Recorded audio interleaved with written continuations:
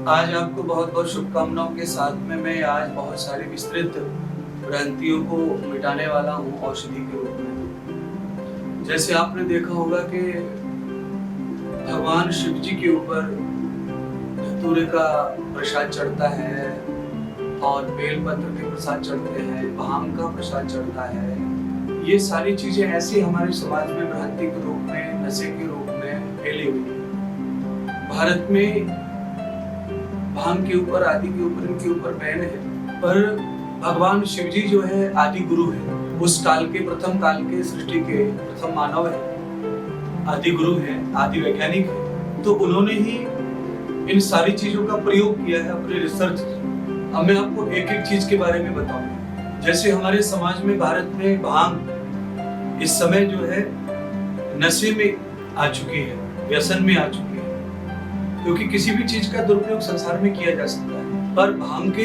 अद्भुत फायदे जीवन में, वैज्ञानिक रूप से, आयुर्वेद के रूप से, भगवान वैद्यनाथ महादेव भांग के अद्भुत फायदे हमारे सिस्टम में, क्योंकि भगवान शंकर से जुड़ी हुई औषधि जड़ी बूटियां हैं जो भगवान शंकर इनका आहार आवश्यकता पड़ने पर किया करते थे।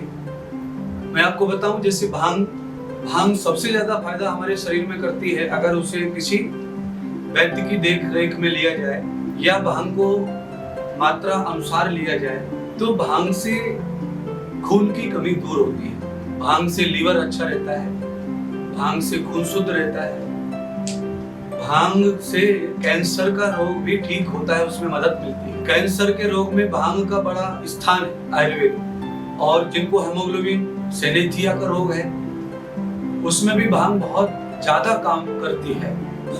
भांग को मात्रा अनुसार डॉक्टर की, वैद्य की देख रेख में लिया जाएगा, उनके अनुसार लिया जाएगा, तो भगवान शिव जी का वरदान है भांग। तो बंधुओं, भारत में भांग की बैन क्यों लगाया? क्योंकि भारत में भांग लोगों को जब ये आहार के रूप में स्वास्थ्य दे रही थी तो सब लोग खाने लग गए थे, और फिर हाथापाई, लूटा लाठी, चोरी चमोरी सब होने लग गया था। भांग आज भी स्मगलिंग का काम भांग का हो गया है, गांजे का हो गया है। पर बंधुओं, ये भांग जो है ये इतनी अमृत औषधि है। सैनिथिया, बच्चे में खून न बनना, या बार बार हेमोग्लोबिन कम होना, या शरीर में खून का कैंसर होना, रक्त का कैंसर होना, ब्लड कैंसर होना, इन सबके ऊपर जो है भांग काम करती है। भांग भगवान शिव जी का, महाशिव पुराण में कथा है भगवान शिव जी की। एक बार भगवान शंकर गैर होश मूर्छित हो गए थे, तब भगवान शंकर के सिर पर भांग का लेप किया गया था और उस पर गंगा जल चढ़ाया गया था, ठंडा ठंडा पानी। तब भगवान शिव जी को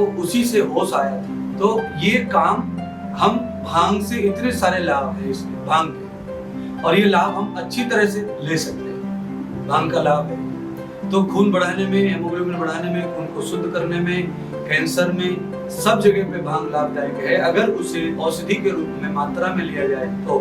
और वही भांग जब आदत बन जाए या मात्रा खराब हो जाए तो वो व्यसन बन जाता है, बुराई बन जाता है, आदमी को खत्म कर देता है। इसलिए बंधुओं, भगवान शिव जी के साथ में जुड़ करके इसका अध्ययन करते हुए आप ये देखें कि भगवान शिव जी पे जो भी चीजें चढ़ती हैं वो सारी की सारी देश के लिए लाभकारी है, प्रकृति के लिए लाभकारी है। भगवान शंकर सबसे ज्यादा स्वस्थ शरीर माना जाता है प्रभु का, सबसे ज्यादा शेड्यूल तप जप से युक्त माना जाता है। तो निरोगी काया के लिए मात्रा में जड़ी बूटियों का प्रयोग हो तो भांग का भी अपने जीवन में अद्भुत प्रयोग है।